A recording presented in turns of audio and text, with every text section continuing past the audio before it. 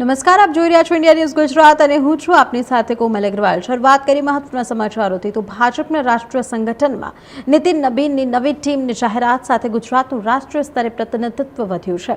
નવી ટીમમાં ગુજરાતના 4 નેતાઓને મહત્વની જવાબદારી મળી છે। વર્ષાબેન દોશીને રાષ્ટ્રીય ઉપાધ્યક્ષ ડોક્ટર હિમાંશુ જોશીને ભાજપ યુવા મોરચાના રાષ્ટ્રીય અધ્યક્ષ જગદીશ ઈશ્વરભાઈ પટેલને રાષ્ટ્રીય મંત્રી અને રોહન ગુપ્તાને રાષ્ટ્રીય મંત્રીની જવાબદારી સોંપાઈ છે। ડોક્ટર હિમાંશુ જોશી વડોદરાના સાંસદ હોવાથી સાથે ગુજરાત ભાજપ યુવા મોરચાના વડા પણ છે અને યુવા સંગઠનમાં લાંબા અનુભવ ધરાવે છે।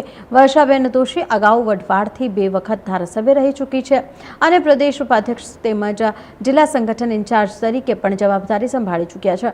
જગદીશ પટેલ અમરાઈવાડીના પૂર્વ ધારાસભ્ય રહી ચૂક્યા છે, જ્યારે રોહન ગુપ્તા ડિજિટલ મીડિયા અને રાજકીય કમ્યુનિકેશનના અનુભવ સાથે એપ્રિલ 2024માં ભાજપમાં જોડાયા હતા।